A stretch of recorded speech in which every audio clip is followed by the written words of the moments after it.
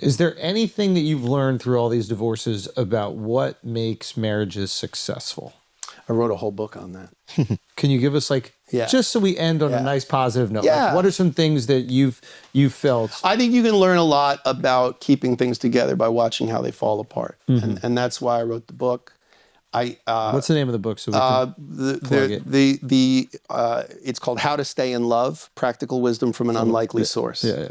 And you can get it on like Audible if you want to listen to me talk for 8.5 hours.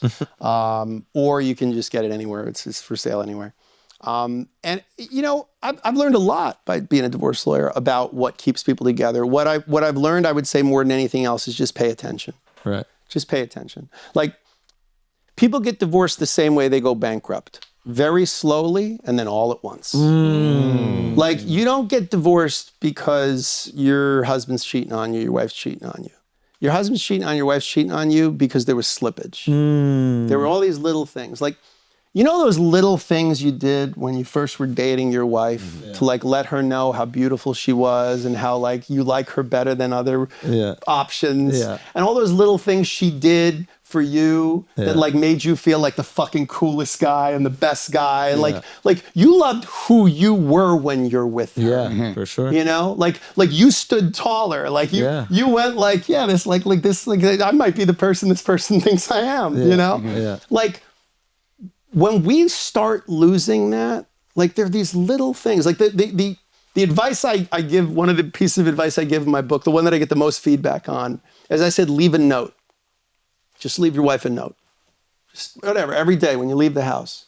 Just takes 30 seconds. Just like, babe, like, it was so fun watching that movie with you last night. Like, I married the prettiest girl in the world. Yeah. Can't wait to see you later.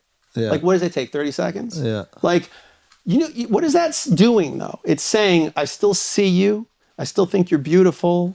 You're still worth my time. You're still worth my attention. Yeah. There's all these other things going on in the world. There's the kids. There's a million things, the 1,000 natural shocks that flesh is heir to, right? Yeah. But it's still you and me. Yeah. It's still you and me. Yeah. Like, and those little things, just pay attention. Yeah. Pay attention and don't let slippage happen. Because it is so much easier to stay a healthy weight than it is to get super fucking fat and try to lose 100 pounds. Yeah. So it's the same thing. Once the wheels come off this thing, it is really hard to get back there. Yeah. So just, if you care about this person and you care about the value of that marriage, just take that little bit of time to just, again, it can be just a kind word. Yeah. It can just be building this person up when people are around instead of taking the piss out of them around people. Yeah. Like, it can be anything. It can be any little gestures, but those are the things that make us fall in love. Those are the things that make us stay in love. Yeah. And when you let those little things slip,